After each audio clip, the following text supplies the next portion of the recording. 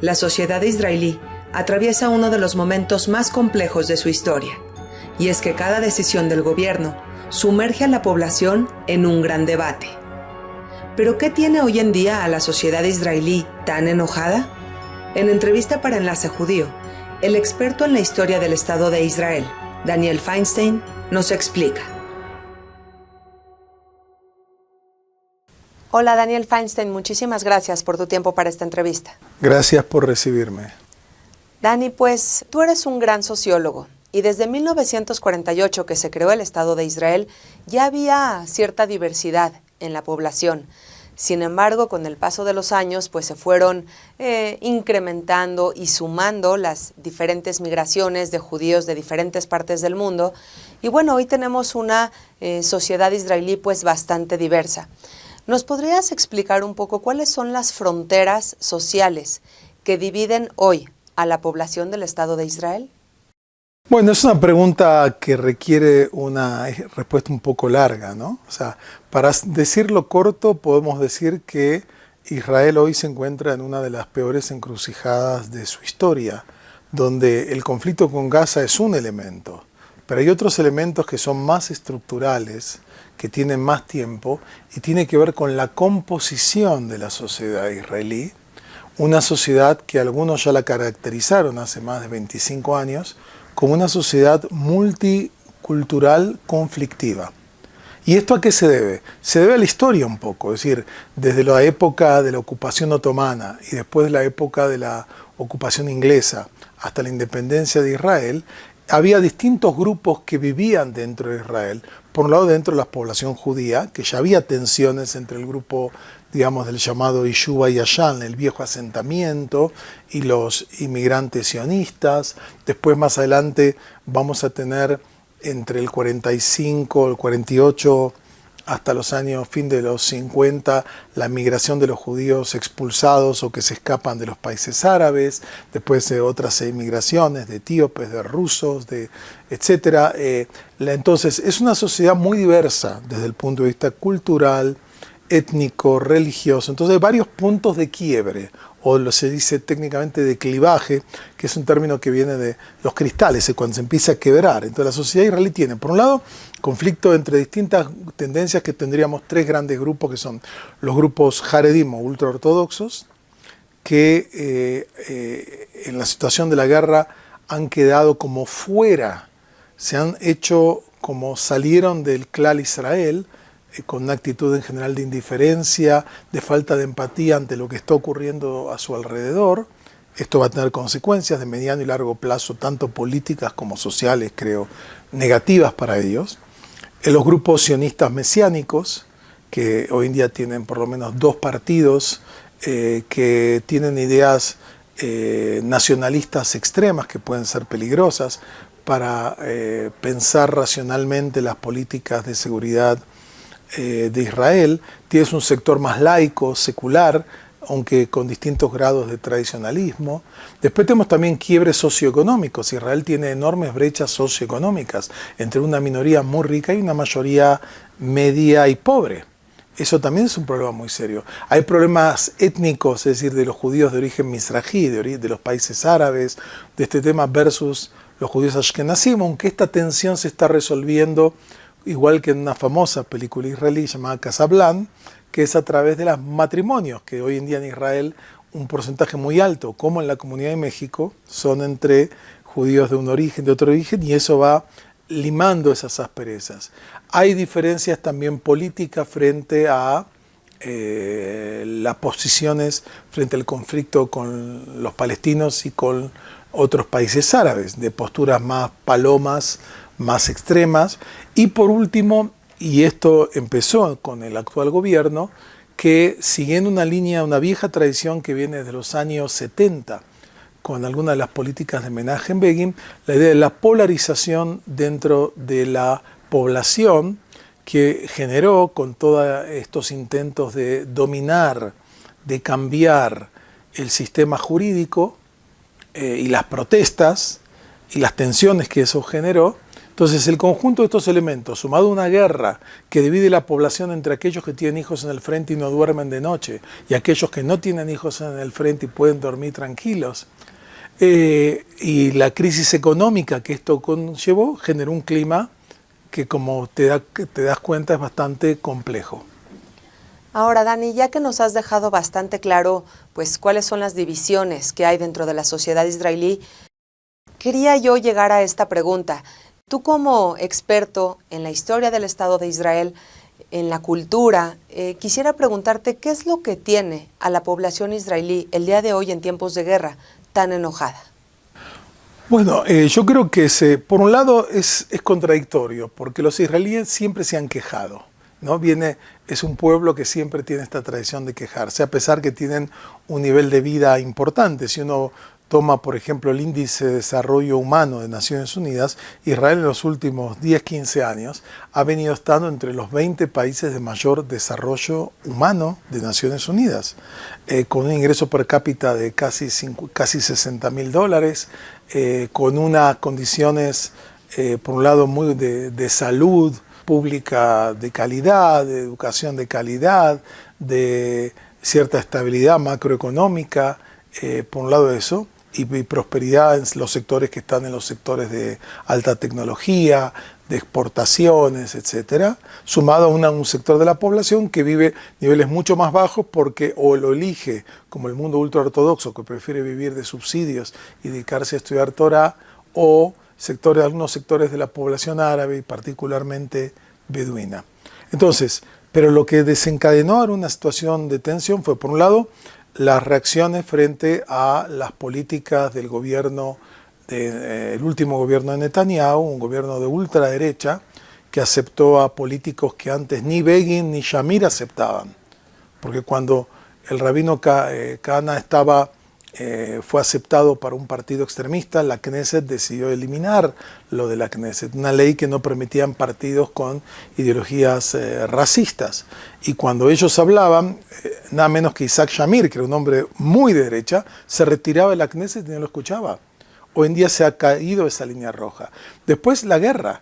La guerra mostró un quiebre de la confianza de la sociedad israelí con el gobierno, con el ejército, que era algo casi sagrado. Y eso genera mucho malestar, sumado a la falta de una política clara, o sea, la falta de una visión estratégica. El liderazgo actual de Israel no tiene una visión estratégica de cómo encarar el conflicto y una visión a mediano y largo plazo de la situación. Entonces, lo que se hace es vivir el hoy, postergando el hoy, generando tensiones con la liberación de los cautivos versus a las operaciones militares, generando tensiones, sumado a crisis económica de algunos sectores, como el sector turístico y otros sectores que se han visto golpeados por esta guerra, los desplazados, los cientos de miles de desplazados que hubo, ahora menos, pero que todavía hay por el conflicto. Entonces todo esto genera un clima de malestar. Al mismo tiempo, Israel aparece dentro de la tabla que se hace de felicidad como uno de los países donde la gente es más feliz a nivel global, ¿no? Entonces es algo contradictorio. Sin embargo, Dani, me parece que estamos atravesando el momento más susceptible que ha vivido el Estado de Israel a lo largo de su historia, pues tenemos en algunos sectores de la población gente que exige al primer ministro que negocie con Hamás hasta que los rehenes estén de vuelta todos en casa, y hay otras personas que prefieren continuar con la guerra hasta ver a la organización Hamás destruida por completo, si esto es posible, claro. Así que la pregunta para ti sería, ¿de qué manera pueden afectar estas diferencias de opinión que existen hoy en día en la población del Estado de Israel? Bueno, este es un tema de controversia. Si bien la mayoría de la población, según las encuestas que se hacen, apoya que se tomen medidas costosas para liberar a los rehenes, porque sería lo único bueno que se puede sacar de esta situación ahora, es una mayoría. Hay una minoría que se opone por motivos estratégicos, militares o de una visión mesiánica de volver a la tierra de Gaza. O sea, de vuelta, hay tensiones en ese tema y hay un gran malestar con el gobierno actual, ¿no? Que no ha tenido un gran desempeño fuera de algunas áreas como lo que pasó con Hezbollah u otros temas que lo ha manejado bien, pero ha enfrentado grandes desafíos este gobierno. Tengo que pelear en distintos frentes en forma simultánea. Por otro lado, ha generado un enorme daño a la imagen internacional de Israel, que está en una de las peores situaciones de la historia. Entonces, todo eso genera un clima de tensión. Sabemos por algunos estudios que un grupo importante de israelíes considera la opción de la emigración. Nunca tuvimos niveles tan altos de gente que plantea que está explorando posibilidades de emigrar, y muchos israelíes están comprando viviendas en Portugal, en Grecia, en España, como una segunda alternativa frente a una situación que muchos ven como invivible. No tanto en términos de la guerra, vuelvo a decir, la guerra ha sido dolorosísima, ha generado un trauma, un quiebre de confianza por la falta de respuestas que dio el gobierno antes y durante el comienzo de esta guerra, donde la sociedad civil se movilizó muy bien, con mucho esfuerzo, con mucha creatividad para dar respuestas a la gente, a las víctimas, tratando de hacer más fácil una situación difícil.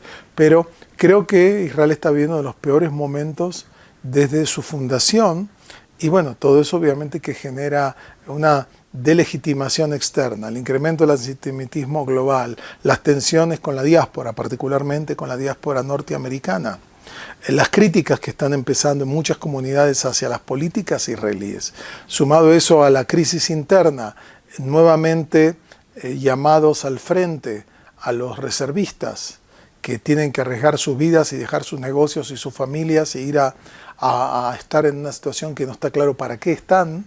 Entonces todo eso combinado genera una situación realmente de malestar, ¿no? Hay sectores que no, que lo viven con una etapa heroica, digamos, que por distintas ideologías que tienen de nacionalismo extremista o mesiánico, que eso les da una razón de ser de este contexto. Pero el resto de la población ve una situación que no está clara, ¿no? Entonces, todavía no terminó la guerra, hay que esperar primero que termine la guerra. Segundo, a muchos sectores de la población les genera un gran malestar que el gobierno se niegue a establecer una comisión nacional de investigación.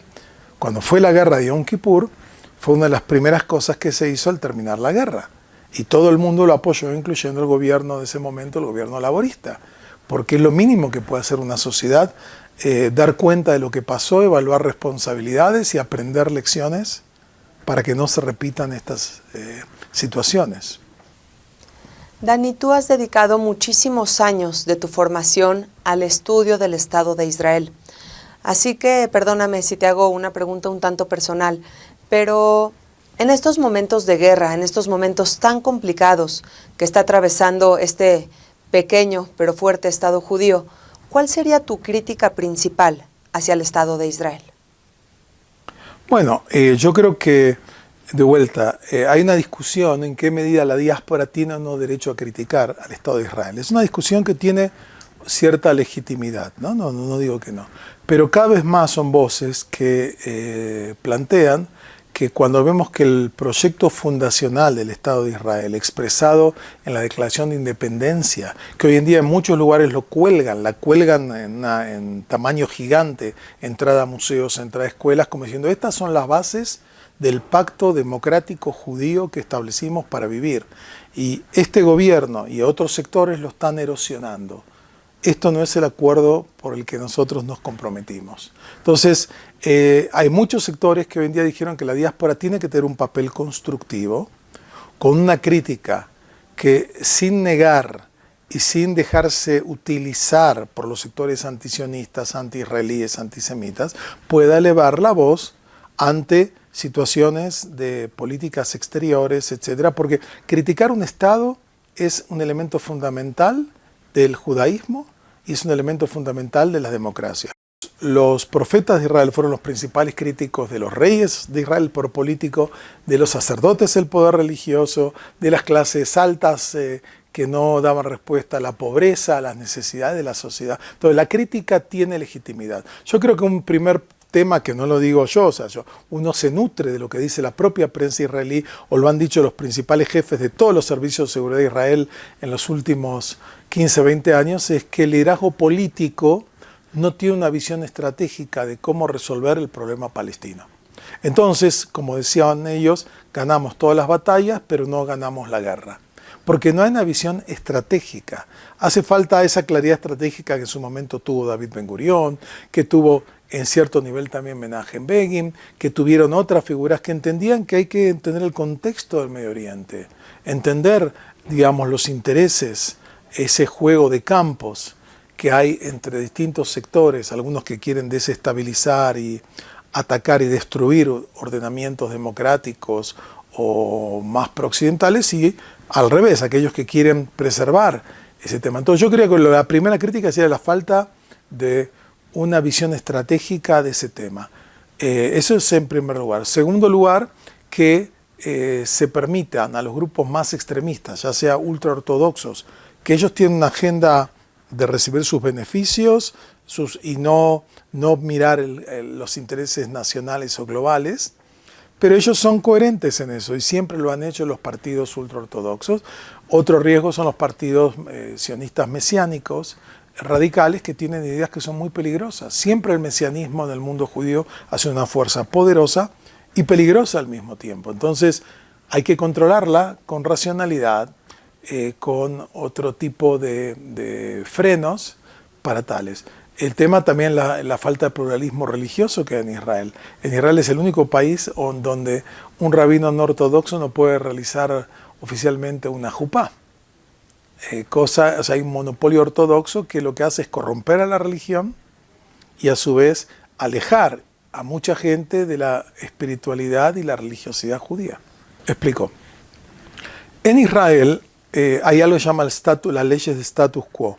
Cuando se va a crear el Estado de Israel, los dirigentes del movimiento sionista negocian con el mundo ultraortodoxo que en el Estado que se cree se va a preservar lo que existía, que venía ya en el mandato británico y venía todavía más del Imperio Otomano, o sea, hacía más de 400 años, el tema que las cuestiones religiosas las manejaba no el Estado, sino las propias minorías y comunidades religiosas. Entonces, cuando se crea el Estado de Israel, no se abre un registro civil, sino que cada grupo, los grupos cristianos manejan sus bodas, los grupos islámicos manejan, y los grupos judíos tales. Y se le otorgó eso a los sectores ortodoxos mayoritarios en Israel.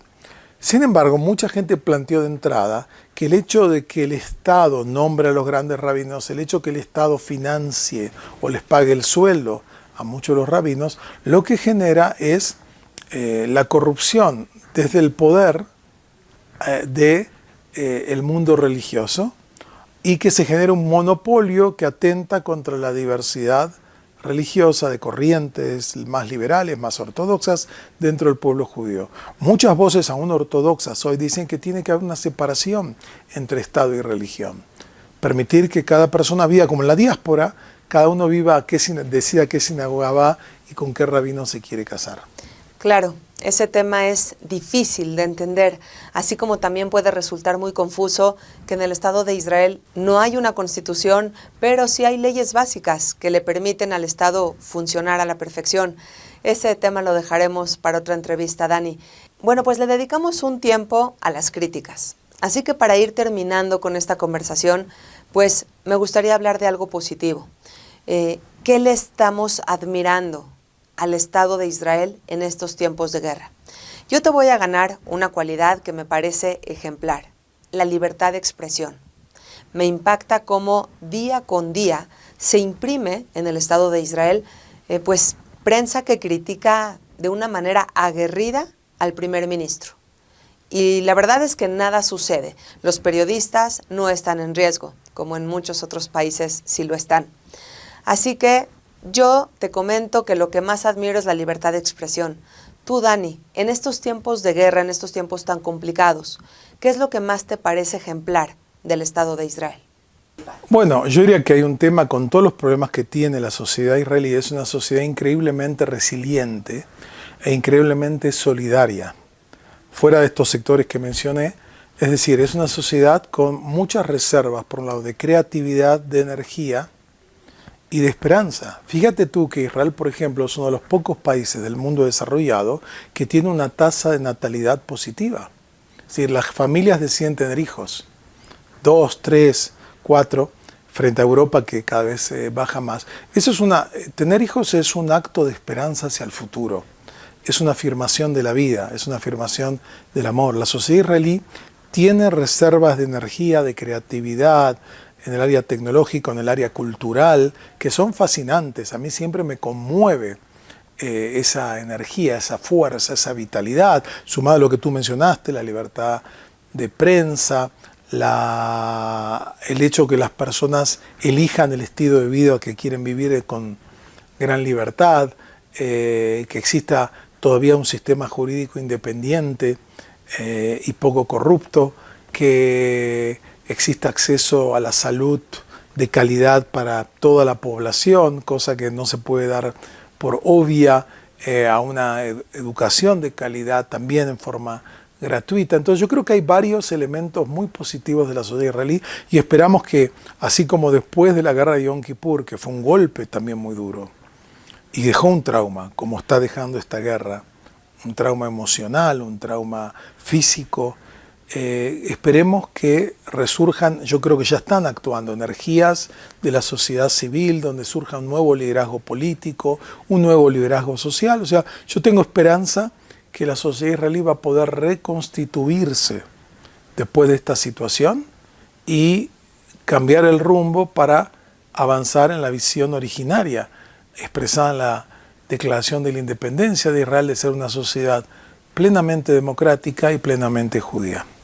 Dani, te voy a comprometer para que en una próxima entrevista platiquemos de esos cambios que han existido, que se han dado en la sociedad israelí antes y después de la guerra. ¿Te parece buena idea? Con mucho gusto. Perfecto, pues ya quedamos. Muchísimas gracias, Daniel Feinstein. Gracias por tu tiempo y sobre todo gracias por compartirnos tu conocimiento. Gracias a ti, Nadia. Hasta la próxima.